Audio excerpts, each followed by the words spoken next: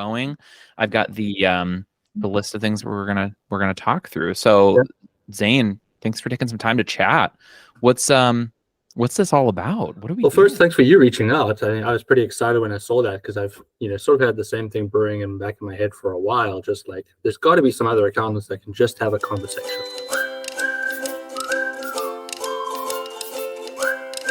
Well, would it be helpful for us to talk a little bit about, I think we've already talked about the benefits of niching in general, but do we want to talk more specifically about the benefits of our individual niches?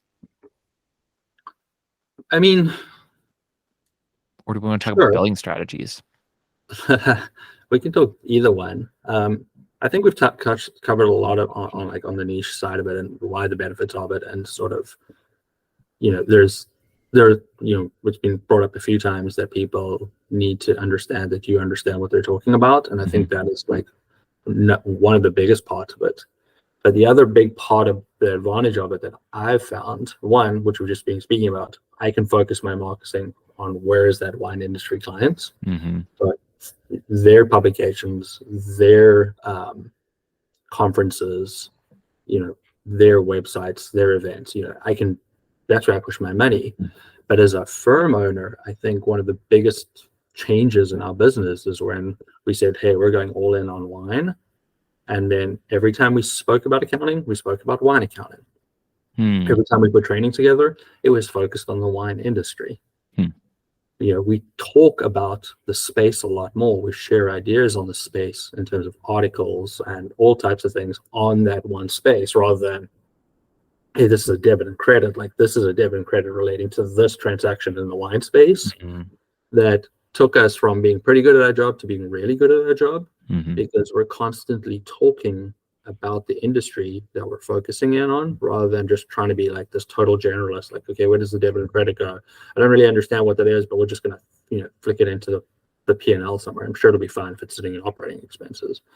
So from running a business in terms of efficiency of the processes, I think there's a big advantage in niching. Oh yeah. Well, especially the processes, because like if you're going to have, let's call it an e-commerce business that goes alongside with your winery clients, you're going to have to come up with a whole new set of month-end tasks and, different types of responsibilities. For wine, in and out, and you have best practices that you can then apply from a process standpoint. So like, where you guys are going to talk about, I'm sure, inventory costing and that kind of stuff. I'm harping all the time about allocations and allocating your labor and specifically to the respective categories, because that's not enough. People don't talk enough about that from an accounting standpoint.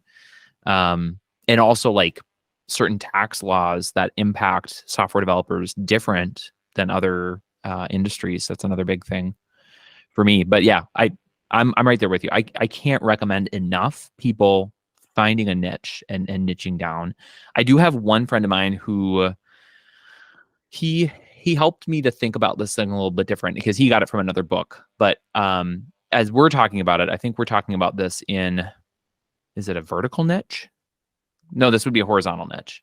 He's talking about vertical niches. I can't remember which one's which. Anyway, we're talking about one of them, and then he's talking about like, well, what if you niche down, not necessarily in a particular industry like wine or software development, but what if you niche down in the service thing that you're doing?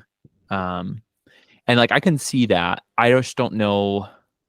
I feel like it's easier or more tangible to find who the people are that I can speak to if I know the industry that they're in, less so than the services that I'm offering.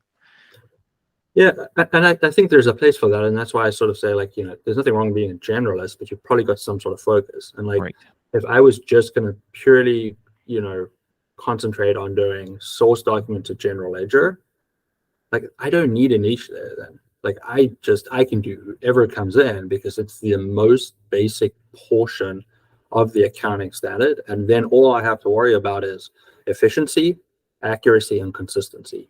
Like, that's all that matters at that point, right? Like, it doesn't matter who I'm doing it for, as long as it fits in their chart of accounts, but we roll it forward. Right. And there's definitely space for that. And there's definitely, you can be very successful doing that.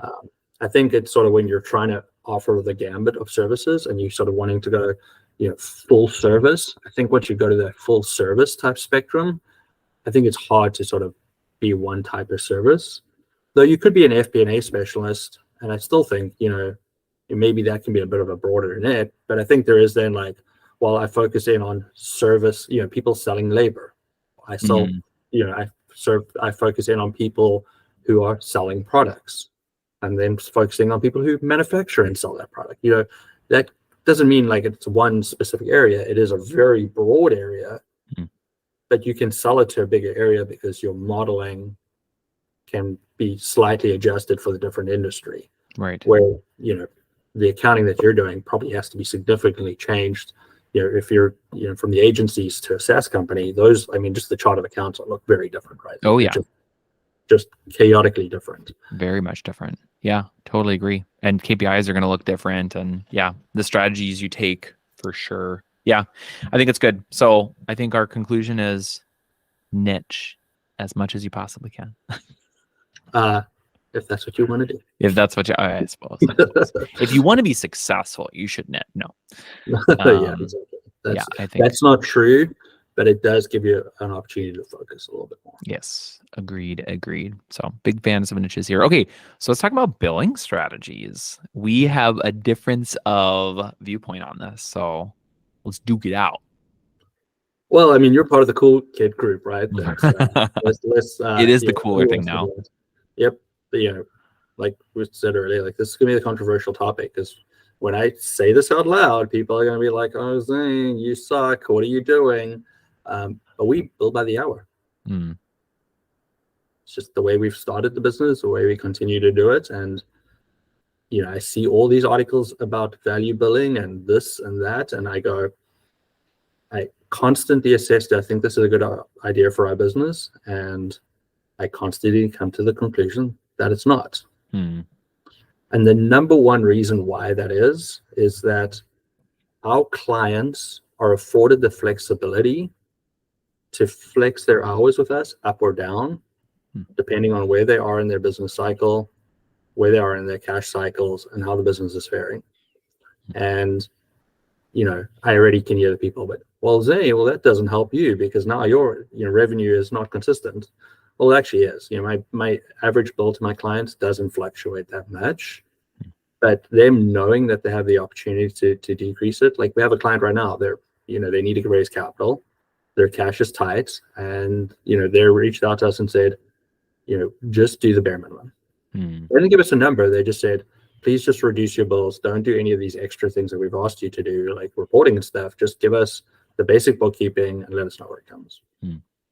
And it's been really great. We saw great benefits during, COVID shutdowns where people were like, what am I going to do? Like, am I going to get rid of my accountant? Well, I really need them. And they can flex the hours, so great. Where other service providers, where they were in a fixed contract, a value add approach, they just cut them. Now, obviously, the real approach, they should have had a conversation. Let's talk about it. That's obviously can happen. But a lot of them were just panicking, right? So, I've got a $4,000 contract with this person. Great. Sorry, I can't pay you anymore. You're out. So it gave us a little bit of flexibility. And again, it's not that I don't think about value costs, charging. It's in your face all the time. I'm not against it. I think there's a lot of positive in it. But for us and our situation and the way we operate and interact with our clients, billing by the hour makes the most sense.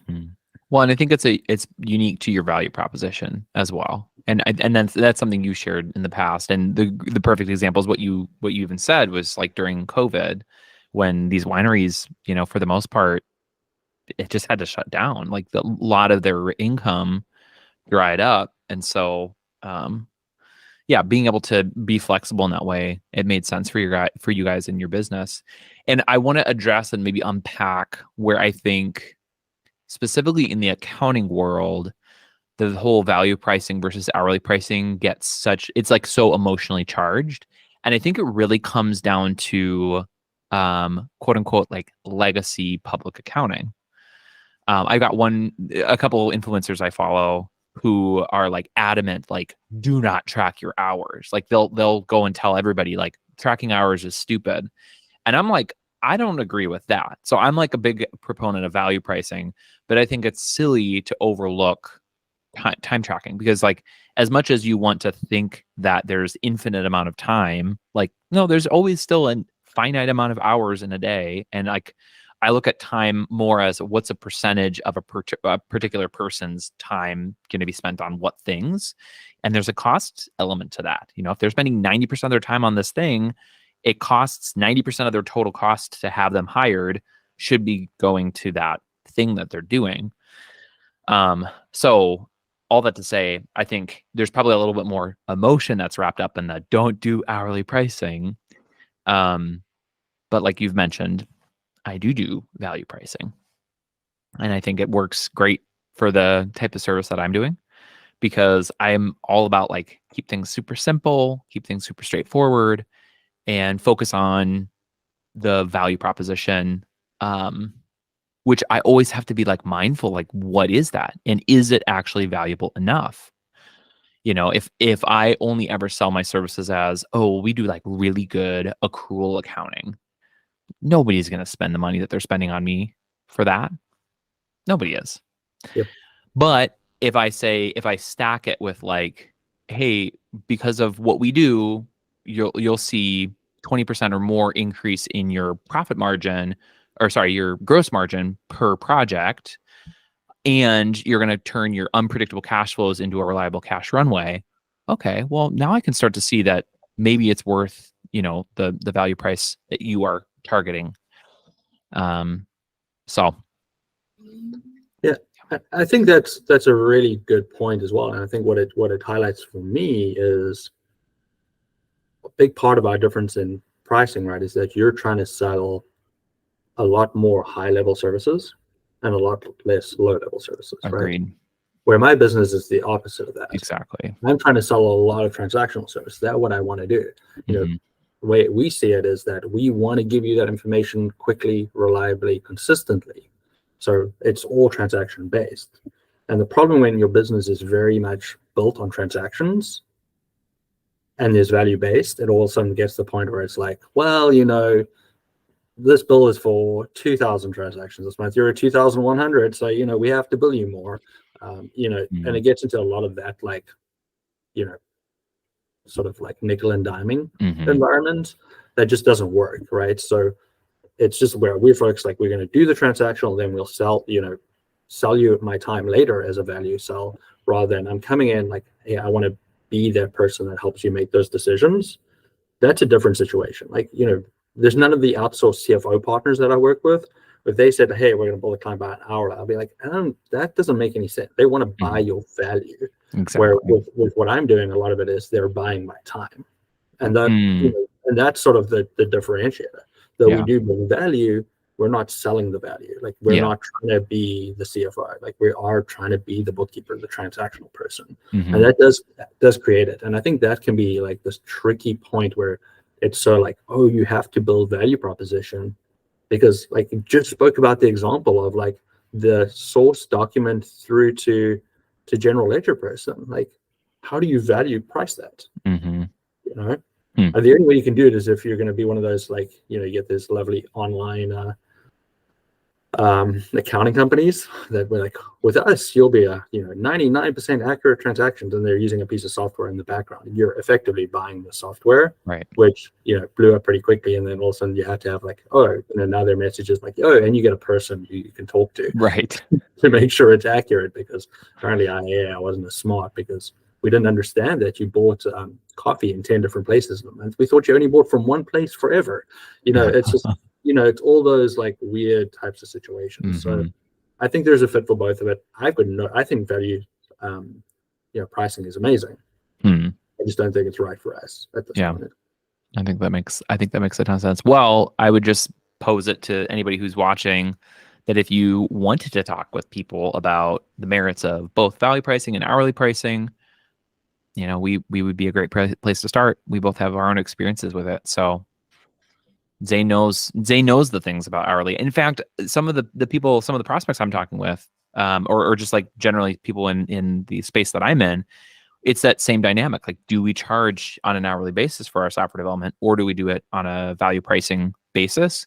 And I've heard, legitimate options for why hourly pricing actually might make more sense. I think I even just posted about that pretty recently. Yep, you did. So there's a time and a place for it. That's for sure. So I'm definitely not in the camp of like never ever hourly price, but Yeah, and for people who are trying to get their own practice, right? And I think you see so much of it out there, and people are like, oh, I have to do value pricing, but I hate conflict and I don't want to negotiate with people. So like, I guess maybe I can't have my own practice because I have to negotiate with these people about my pricing all the time. Well, then there's an alternative. You don't have to go value pricing. You can start hourly, build your expertise, feel comfortable with what you're doing, and know what you're spent to take the time, and then move to value pricing. Like, it doesn't have to be a one fits all type situation. I mean, there's going to be, I'm sure at some point you'll run into somewhere like somebody's like, hey, I really just need you to clean up my books for me. I know you can't price for it, just bill me by the hour. Like, those scenarios are going to pop up. It can't just be so blindly all the time like value pricing is the only way, because that's not true. Yeah, I would agree with that. Can I tell you how I actually kind of cheated a little bit, and I cheated my way into value pricing? Sure.